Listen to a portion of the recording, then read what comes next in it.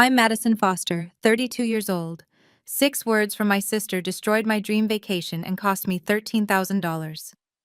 Cancel Italy or Dad gets hurt.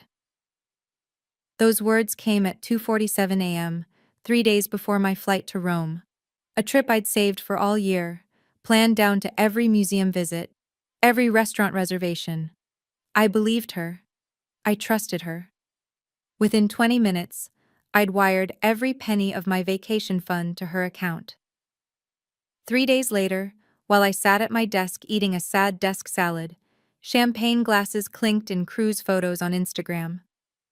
My sister, her husband, and his entire family were toasting their well-deserved break on a Royal Caribbean ship, paid for with my father's emergency money. But what happened at my promotion dinner 2 months later made her regret every stolen cent. Before we dive in, please take a moment to like and subscribe, but only if you genuinely enjoy this story. I'd love to know where you're watching from and what time it is there. Now, let me tell you how family betrayal taught me the most expensive lesson of my life. The Capitol Grill downtown had never looked more elegant. Crystal chandeliers cast warm light over 40 guests gathered to celebrate my promotion to senior marketing director. My company had reserved the private dining room, complete with floor-to-ceiling windows overlooking the city skyline. Colleagues raised their glasses. My new boss Jennifer made a toast about Madison's exceptional leadership, and for once, everything felt perfect. Then Rachel walked in. My sister arrived 30 minutes late, which was actually early for her. She swept through the doorway in a sequined dress that caught every light, her newly bleached hair styled in waves that must have cost a fortune. Behind her, Brad followed in his too-tight suit, scanning the room like he was calculating the net worth of every guest. "There's my successful baby sister," Rachel's voice carried across the entire room, causing conversations to pause. She air-kissed her way toward me, leaving a trail of heavy perfume. "Sorry we're late. Traffic from the good side of town was just awful." Jennifer, my boss, raised an eyebrow. My colleague Tom whispered something to his wife. The energy in the room shifted, that particular tension when uninvited drama enters a professional space. Rachel grabbed a champagne flute from a passing server without acknowledgement. "Brad, honey, look at this spread. Madison's company really knows how to spend money." She laughed, that specific laugh she used when setting up a public manipulation. "Speaking of which, Madison, we need to discuss that family matter, the ongoing situation." My stomach tightened. She'd chosen this moment deliberately. 40 witnesses, including my new boss, several VPs, and the CEO who'd made a surprise appearance. But as I watched her adjust her new Hermes bag, strange, considering she'd been crying poverty last month, I felt oddly calm. I'd been preparing for this moment for 8 weeks. Family takes care of family, right, Madison? Rachel positioned herself at the center of the room, ensuring maximum visibility. "I mean, that's what Dad always taught us." The mention of our father made several relatives turn their attention fully to our conversation. Aunt Patricia put down her fork. Cousin James stopped mid-sentence. "Especially," Rachel continued, raising her voice slightly, "when some family members have been blessed with such abundance." She gestured around the elegant room. "This promotion must come with quite the salary bump. What is it now, Madison? 6 figures? More?" Brad stepped forward, adding his rehearsed support. "Family is everything. Those who have more should naturally help those who've sacrificed to care for aging parents." My boss Jennifer watched carefully, evaluating. This was my first major event as senior director. How I handled this would matter. "It's been so hard," Rachel pressed on, her voice taking on that martyred tone I knew so well. "While Madison's been climbing the corporate ladder, someone had to be there for Dad. Every doctor's appointment, every emergency, every sleepless night." "That's admirable," Jennifer said politely, though her expression remained neutral. Rachel seized the opening. "Thank you. It's been financially devastating, honestly. But that's what family does. We show up, even when others are too busy with their Italian vacations and career ambitions." The jab about Italy made my hand tighten around my water glass. Several colleagues who knew about my canceled trip exchanged glances. I glanced at my phone. 8:47 p.m. Harold Brennan should be arriving any moment. He'd texted that he was parking. "So Madison," Rachel turned back to me, loud enough for everyone to hear. "About that monthly support we discussed. 2,000 seems reasonable, don't you think? For Dad's care?" The room held its breath. Looking at Rachel commanding the room, I remembered exactly how we'd gotten here. Growing up, I'd always been the good daughter, the one who didn't make waves, who accepted whatever story I was told. Rachel, 4 years older, had established herself as the family gatekeeper when she moved back home after her divorce 5 years ago. "I'm here with Mom and Dad," she'd say.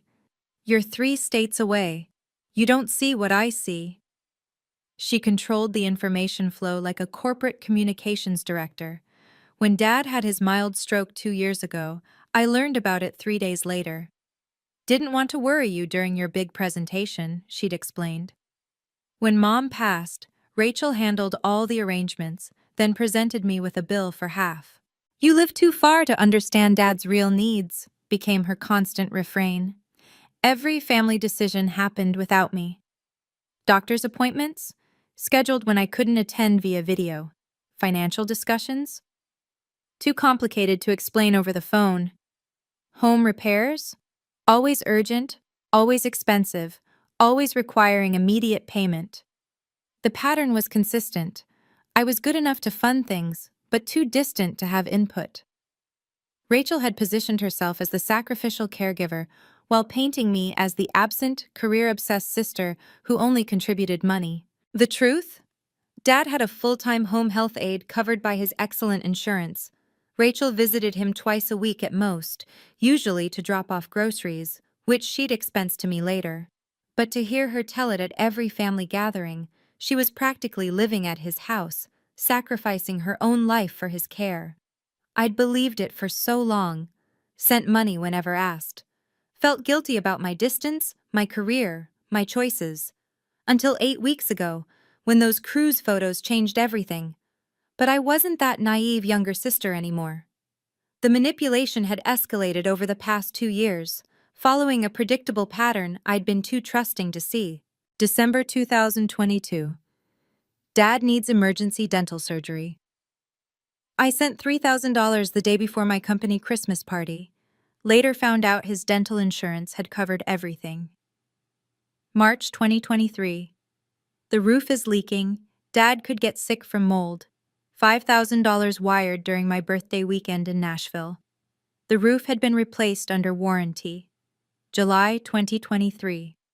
Dad fell, needs private physical therapy.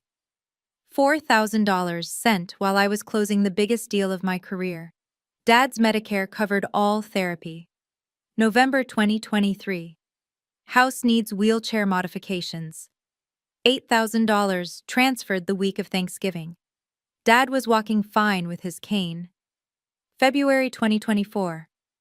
Dad's medications aren't covered anymore. $20,500 sent monthly for 3 months. His VA benefits covered everything. Each crisis perfectly timed. Always when I had something important planned. Always framed as life or death. Always making me choose between being a good daughter and living my own life. "You're not here," Rachel would remind me. "You don't see him struggling like I do." The guilt was a masterfully wielded weapon. Every family video call, she'd position Dad in poor lighting, making him look frailer. Every conversation included mentions of sacrifices, her job opportunities passed up, her social life abandoned, her own health suffering from stress. What she didn't know was that I'd kept every email, every text, every wire transfer confirmation. At first, just for tax purposes, but after the Italy incident, those records became something else entirely. My phone buzzed. Harold. "Walking in now?" I watched the entrance as Harold Brennan appeared, tall, distinguished, carrying his leather briefcase. Dad's best friend since college. His most trusted advisor. And for the past 8 weeks, my secret weapon. This time was definitely different. Standing there in my own celebration, watching Rachel perform her martyrdom, I calculated the real cost of my silence. $45,000 over 3 years. Not loans, gifts, according to Rachel. Family doesn't keep tabs, she'd always say, while keeping meticulous tabs on everyone else's obligations. That money could have been a house down payment, could have been invested, could have been the safety net I'd never had. But the financial loss wasn't the worst part.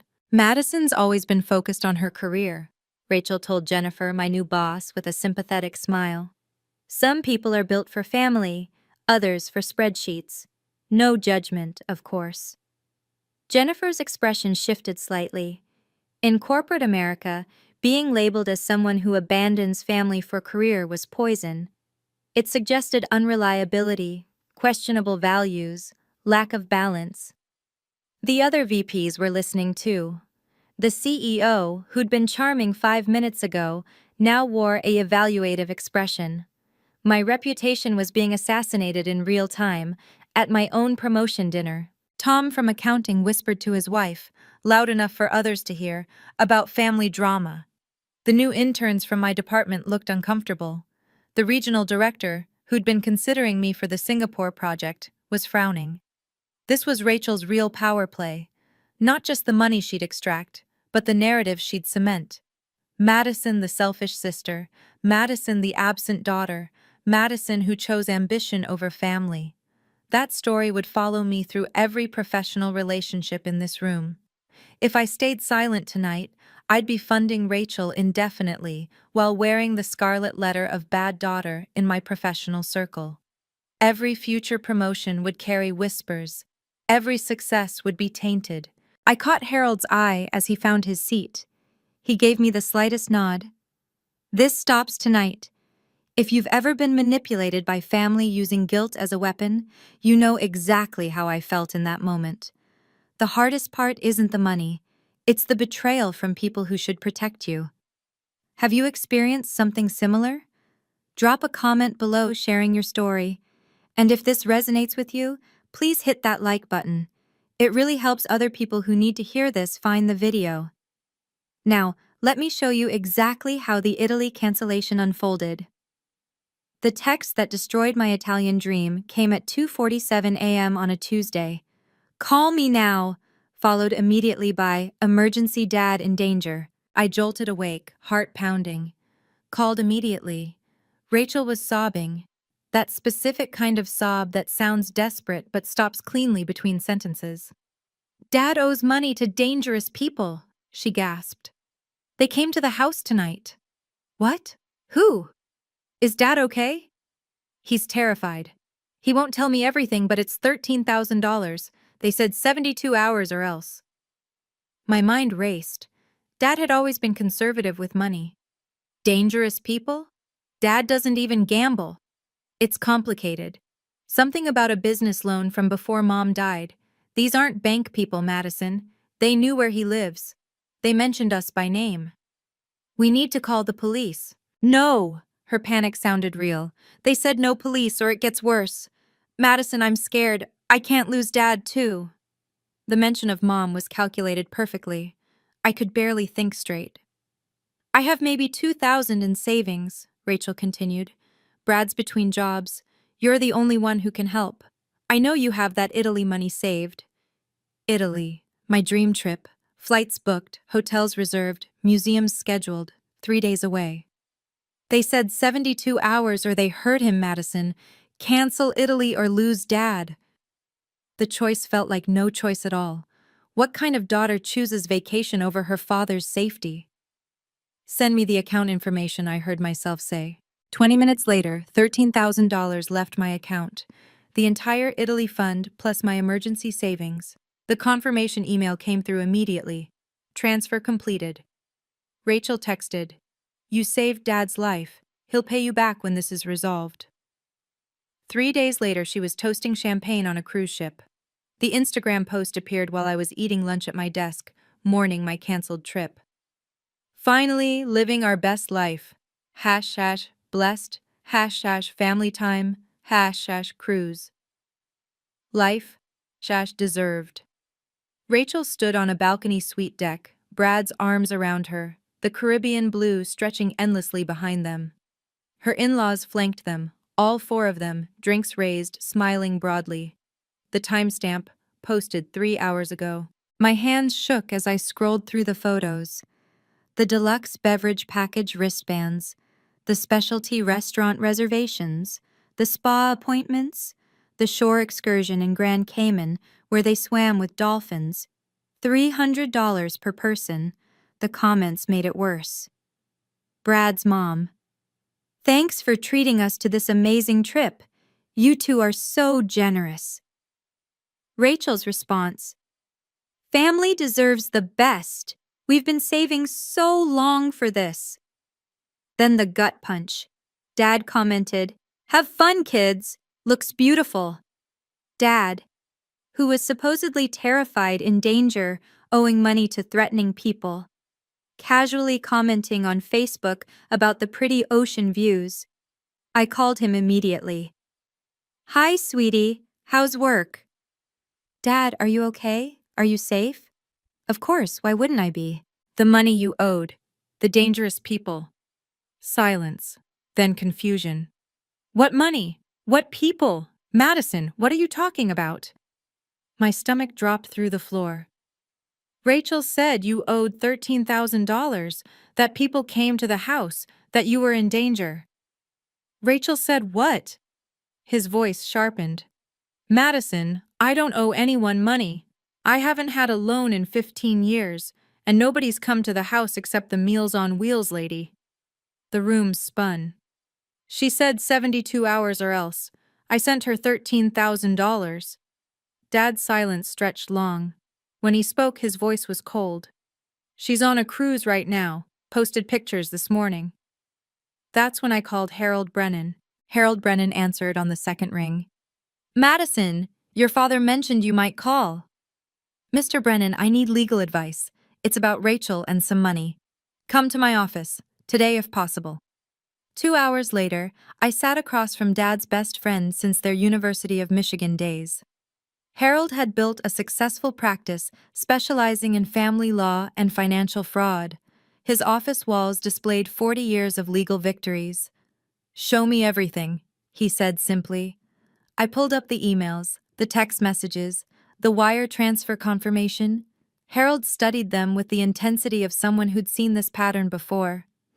This email she sent, he pointed to the screen. The one confirming she received the money, read the third paragraph. I'd never noticed it before, buried in her rambling thanks. I understand this is a loan to be repaid within 90 days as discussed. She never reads the fine print, Harold smiled slightly. You wrote this? I always include terms in my transfer confirmations. Habit from work. Smart habit. This creates a legal obligation. She acknowledged it by responding, received with thanks and agreement. He pulled out a legal pad. Your father's been worried about Rachel's spending. He asked me to review some things last month. Did you know he gave me financial power of attorney 3 years ago? I didn't.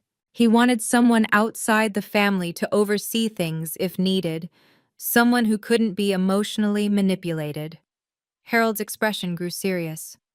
Madison, your father has significant assets Rachel's been trying to access. This cruise money scheme? It's escalation. What kind of assets? Let's just say your mother's life insurance and your father's pension are both substantial. And there's something else. Your dad's been documenting things. He's sharper than Rachel thinks. My phone buzzed. Rachel, texting from the ship. Hope you're not bitter about Italy. Some sacrifices are necessary. Harold saw my expression. Save that. We'll need it.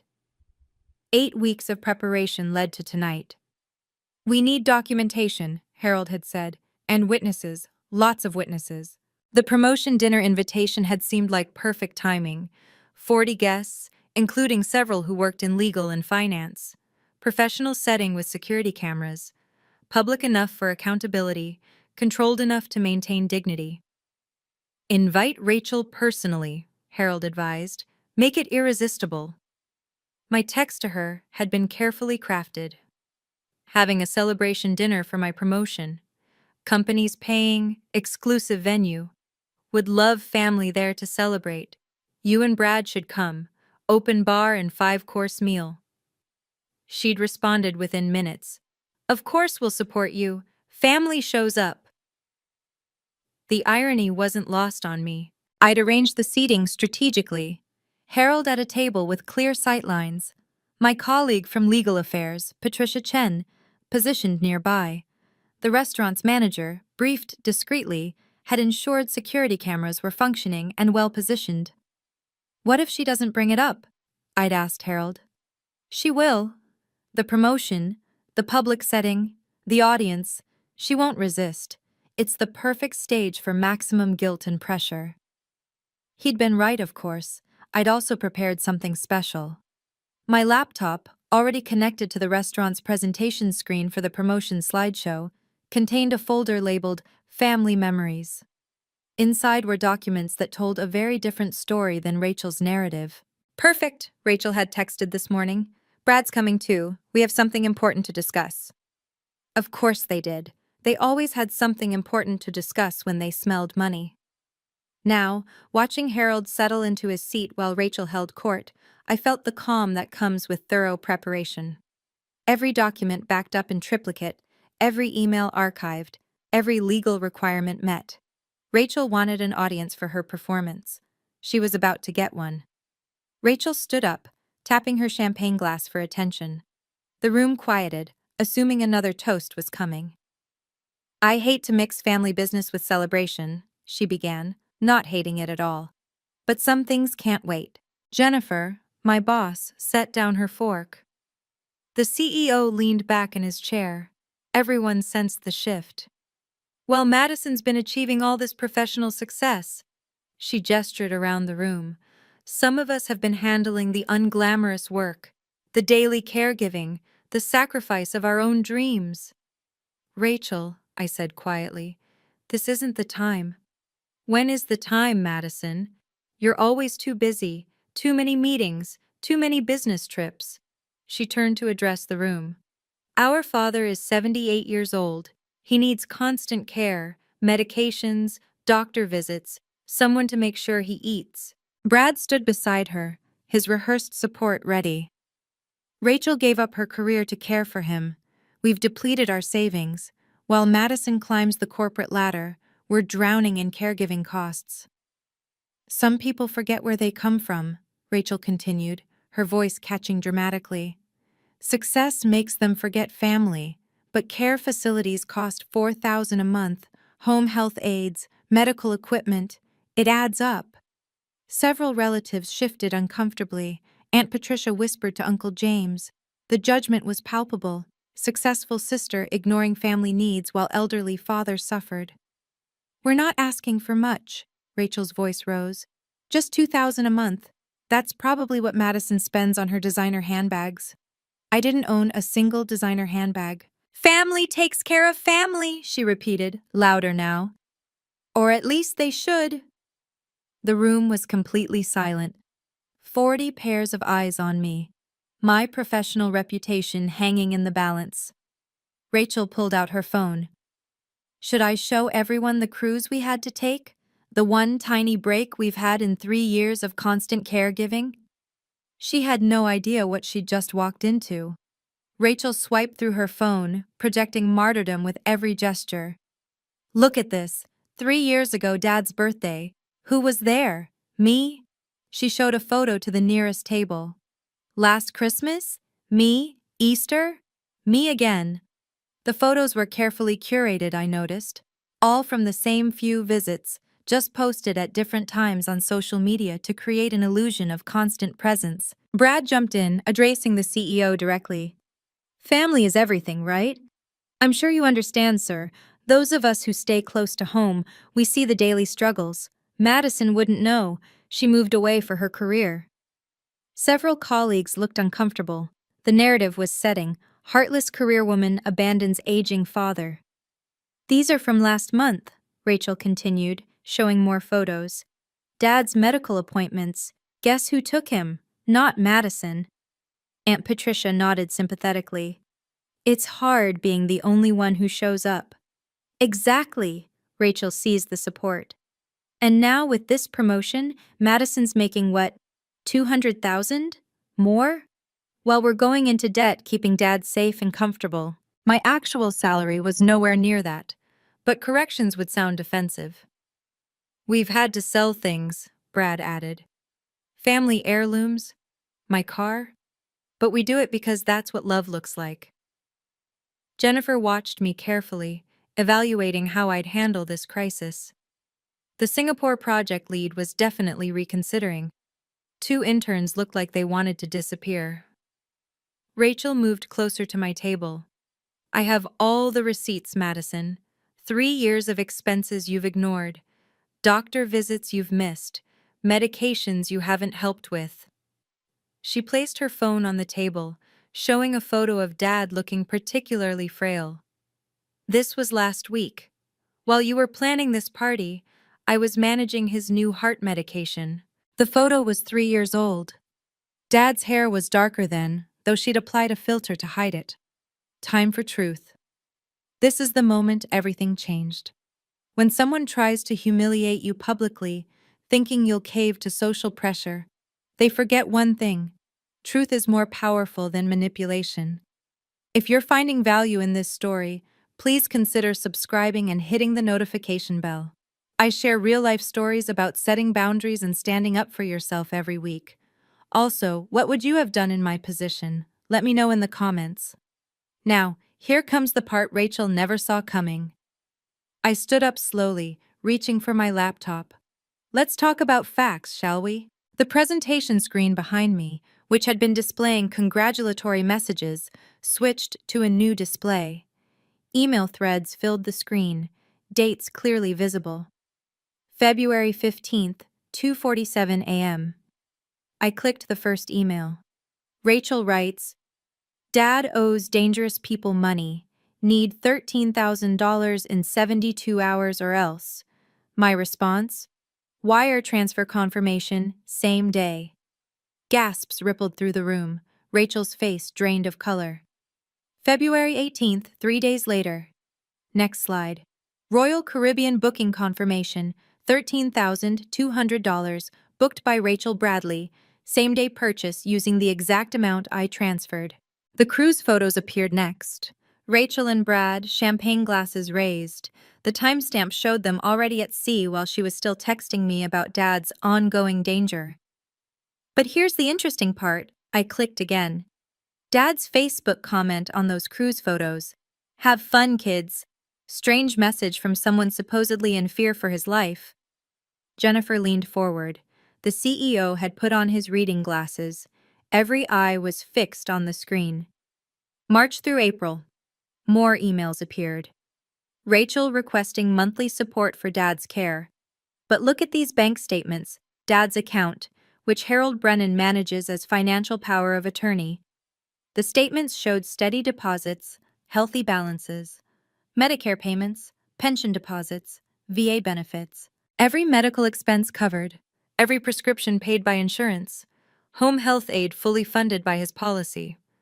I paused, letting it sink in. So where did my $45,000 over 3 years actually go? The next slide answered that question. Screenshots of Rachel's social media, new cars, vacation photos, shopping sprees, each conveniently timed after my emergency transfers. Rachel stood frozen, her mouth opening and closing without sound. Should we discuss the receipts now? I asked calmly. Harold Brennan stood up from his table, his presence immediately commanding attention. Perhaps I should introduce myself. Harold Brennan, senior partner at Brennan & Associates. I've been the foster family's legal advisor for 30 years. Rachel's face went from pale to ashen. Harold, this isn't... I'm also, he continued, walking toward the center of the room, Robert Foster's designated financial power of attorney, a role he requested I take 3 years ago due to concerns about financial exploitation. He pulled documents from his briefcase.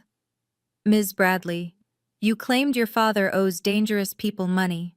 I can confirm, having full access to his financial records, that Robert Foster has no debts. Zero. His credit report, which I pulled yesterday, shows no loans, no credit cards, no obligations whatsoever. Brad started to speak, but Harold raised a hand. Furthermore, the alleged threatening visitors you described? Robert's home has a Ring doorbell system I helped install. I've reviewed all footage from February. No unusual visitors, no threats, nothing but the Meals on Wheels volunteer and the mailman. The room was dead silent. This constitutes wire fraud, Mrs. Bradley. Harold's voice carried the weight of 40 years of legal practice. Using false pretenses to obtain money through electronic transfer. Federal crime. Up to 20 years imprisonment and fines up to $1 million. You can't prove, Rachel started. Your email acknowledgement of receiving the funds includes your agreement that it was a loan to be repaid in 90 days. That was 60 days ago. The payment is now due. Harold placed a document on the table. This is a formal demand for repayment. Jennifer whispered something to the CEO. Several people were recording on their phones. The intern's table looked collectively stunned. But there's more, Harold said, his tone growing graver. Should we discuss the $78,000 you've already taken from your father's accounts before he granted me oversight? My phone rang, displaying Dad on the screen. I'd been expecting this call. Put him on speaker, Harold suggested. Dad's voice filled the room, clear and strong, nothing like the frail victim Rachel had portrayed. Madison, is everyone there? Yes, Dad. You're on speaker. Good. Rachel, I know you're listening. His tone was disappointed but firm. I need everyone to hear this directly from me. I am not in danger. I have never owed money to dangerous people. I'm financially secure and well cared for. Rachel tried to interrupt.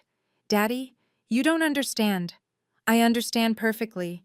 You told Madison I was in danger to steal her vacation money. You've been taking money from her for 3 years using my name. That ends tonight. The room was riveted. This wasn't just family drama, it was a complete unmasking. I have copies of every text you sent Madison, Dad continued. Every fake emergency. Every manipulated photo where you used filters to make me look sicker. I also have the real receipts. The ones showing my medical expenses are fully covered, not the doctored ones you've been sending Madison. How did you— My Ring doorbell isn't the only camera, Rachel. I installed a full security system after Mom passed. I have video of you and Brad in my home office, going through my files, photographing my medical cards. I have you on audio planning which emergency to use next. Several guests gasped. Aunt Patricia covered her mouth.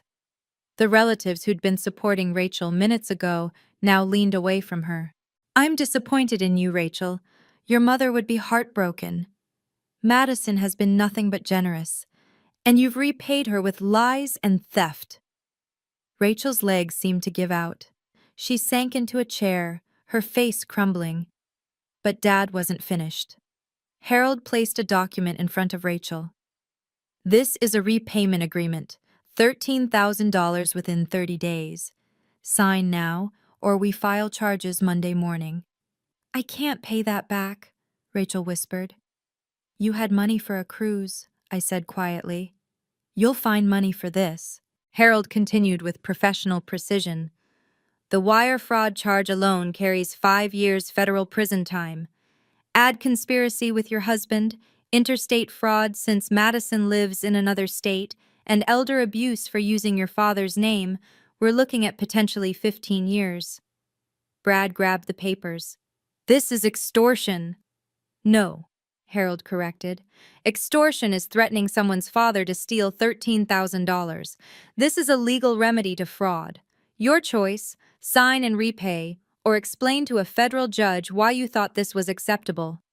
The CEO of my company spoke up. I can confirm that our legal department would fully support Ms. Foster in pursuing criminal charges. We take fraud seriously, especially when it affects our employees. Jennifer added, our corporate counsel would be happy to assist Mr. Brennan if needed. The walls were closing in. Rachel looked around the room desperately, finding no sympathy. Even Brad's parents, who'd been invited last minute, looked disgusted. 30 days, I said, maintaining eye contact with Rachel. Not 31, not 60, 30, or Harold files charges. Rachel's hand shook as she signed. Brad signed as co-guarantor, his face purple with rage. One more thing, Harold announced. Any further contact with Madison outside of this repayment constitutes harassment. Any defamation on social media or elsewhere will result in additional civil action. Are we clear? Rachel nodded, unable to speak. I need verbal confirmation, Harold insisted. Clear, she croaked. Mr. Bradley? Yeah, clear, Brad muttered. Harold collected the signed documents. 30 days.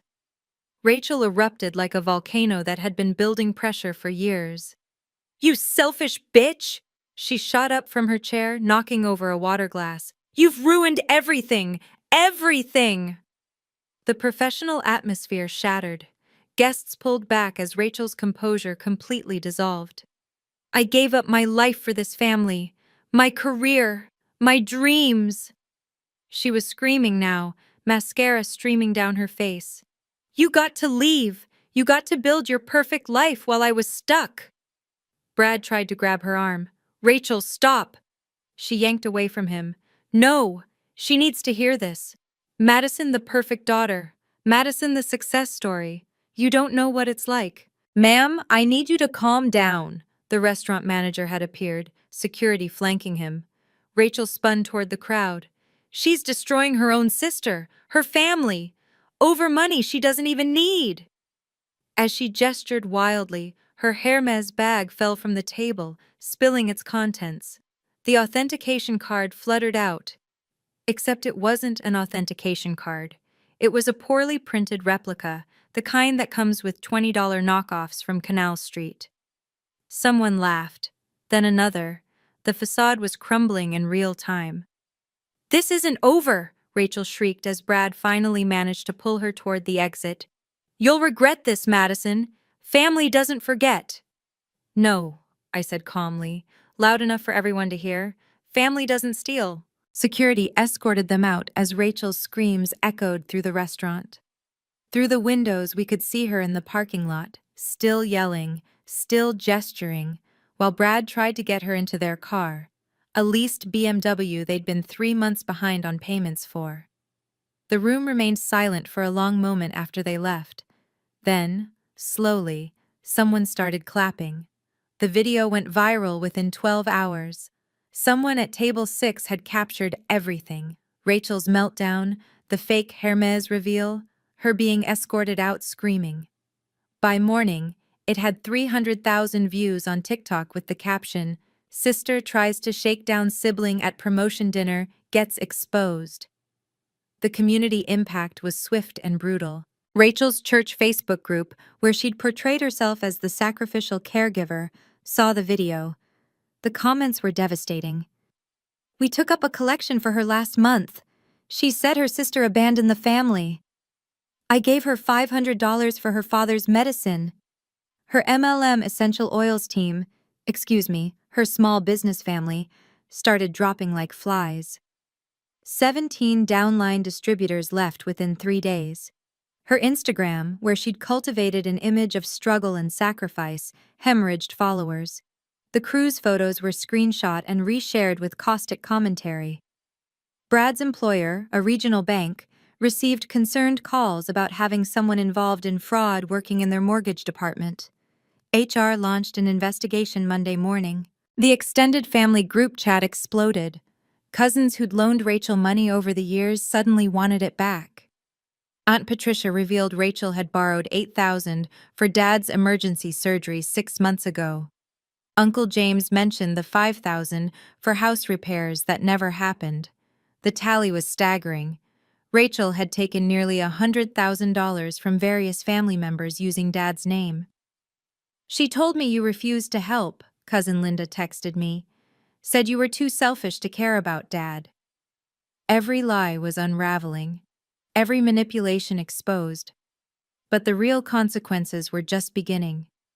Tuesday morning, Harold called with an update that changed everything. Madison, you need to know something. The IRS has questions about Rachel's unreported income. Day 29 arrived with a wire transfer notification, $13,000 paid in full. The memo line read, "Loan repayment as agreed." Harold called immediately. She took out a HELOC on their house, 23% interest rate because their credit is shot. The financial dominoes were falling fast. Rachel and Brad's credit scores, already marginal, plummeted after the hard inquiry and high-interest loan. Their BMW was repossessed on day 15 when they couldn't make the back payments. Brad's mother, who'd co-signed their apartment lease, revoked her guarantee after seeing the video. The IRS situation was worse. All those gifts from family members over the years, unreported income, the cruise, purchased with what they'd claimed was tax-exempt caregiving support. The investigation triggered an audit going back 5 years. "You've ruined everything," Rachel texted from a blocked number. Harold screenshot it immediately. Violation of the no-contact agreement. Royal Caribbean denied their refund request for the cruise. Services were rendered as purchased. The $8,000 they'd spent on that trip was gone forever. Brad's bank terminated his employment on day 21. Violation of the Employee Code of Conduct regarding financial integrity. Without his income, they couldn't qualify to refinance the HELOC to a lower rate. The MLM company formally terminated Rachel's distributorship after multiple complaints from her former downline about financial misrepresentation. Her inventory, $12,000 of essential oils bought on credit, sat unsellable in their garage. But perhaps the most satisfying consequence came from an unexpected source. The nursing home where Rachel had claimed to spend every day caring for residents, part of her martyrdom narrative, called Harold. They'd seen the video. They wanted to clarify that Rachel had never volunteered there, despite using their name in several fundraising posts. Every lie had a price, and the bill had come due. The first honest conversation with Dad happened 3 days after the dinner. "I should have protected you better," he said over video call, his voice heavy with regret. "I saw what Rachel was doing, but I hoped she'd stop on her own." "You were protecting yourself too, Dad. She was manipulating all of us. When your mother was sick, Rachel promised to help with her care. Instead, she was taking money from your mother's purse. Small amounts, 20 here, 50 there. Your mother knew but didn't want to cause problems." He paused. "I should have stopped it then." The family dynamics shifted completely. Cousins who'd avoided me, thinking I was the cold career woman, started reaching out. "We had no idea," became the common refrain. "She was so convincing." Thanksgiving came 6 months later, the first without Rachel. It was smaller but infinitely more peaceful. Dad flew out to stay with me, his first trip in 3 years. He was healthier than Rachel's photos had ever shown, walking 2 miles daily, sharp as ever. "I've updated my will," he told me over turkey. "Harold has everything documented. Rachel gets nothing. Not because I'm angry, but because she's already taken more than her share." The relatives who attended were different too. The ones who'd always been kind but quiet, overshadowed by Rachel's dramatics. Aunt Patricia apologized for believing the lies. Uncle James brought his famous pie and stories about Dad's college days I'd never heard because Rachel always dominated conversations. "You know what I realized?" Dad said as we walked after dinner. "Rachel inherited your mother's anxiety, but none of her kindness. You got both her strength and her heart." For the first time in years, family felt like family, supportive, genuine, drama-free. "I'm proud of you," Dad said simply, "for standing up, for stopping the cycle." Setting boundaries transformed everything. The new rule was simple: no family loans. Ever. If Dad needed something, it went through Harold with full documentation. If relatives had emergencies, I'd provide information about resources, not cash. The First National Bank of Madison was permanently closed. I started therapy to unpack years of manipulation. "You were trained from childhood to be the provider," my therapist explained. "Rachel learned early that your guilt was currency. Understanding the pattern made it easier to break." Every urgent request became a red flag. Every guilt trip lost its power. No became a complete sentence. No justification required, no apology needed. Work improved dramatically. Jennifer pulled me aside a month after the dinner. That took courage. Real leadership isn't just about presentations and profits. It's about standing for principles even when it's uncomfortable.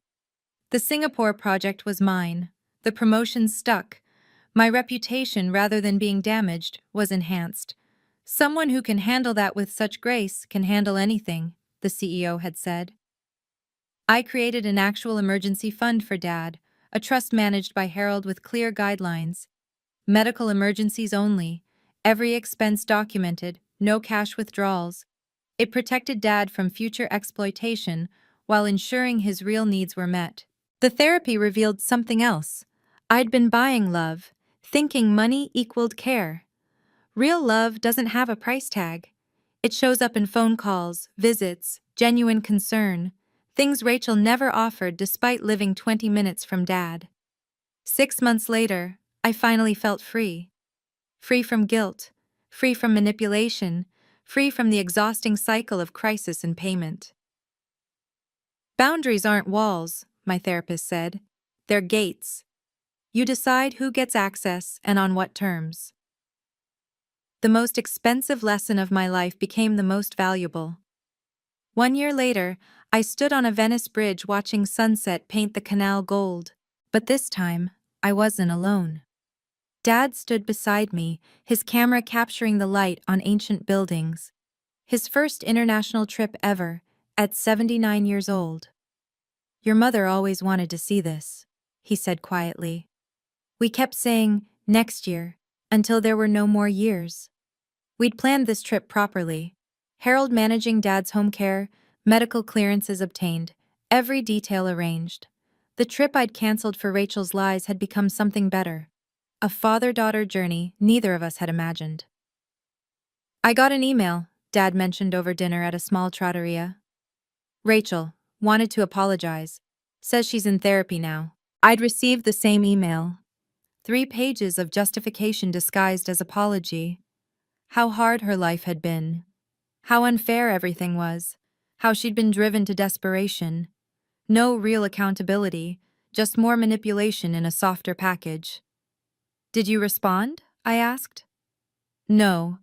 Harold says any contact could reset the legal timeline. Besides, he raised his wine glass. I'm busy living my life. We toasted to that, to boundaries held, to trips finally taken, to relationships built on truth rather than guilt.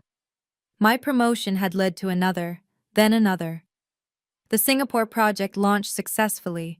My career, freed from constant financial and emotional drain, flourished beyond what I'd imagined. But sitting in that Venice restaurant, watching Dad try gelato for the first time, laughing at his expression of wonder, this was the real victory. Not the money recovered or the promotion saved, but this moment of genuine connection, unmarred by manipulation or crisis.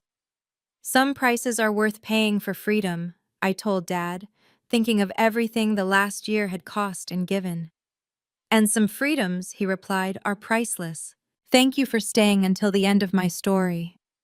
If you've ever struggled with setting boundaries with toxic family members, know that you're not alone. Your peace of mind is worth more than keeping the peace. What's the hardest boundary you've had to set with family? Share in the comments below.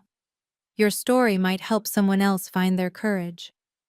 If this story resonated with you, please like and subscribe for more content about standing up for yourself with dignity. And remember, family doesn't mean accepting financial abuse. Until next time, protect your peace.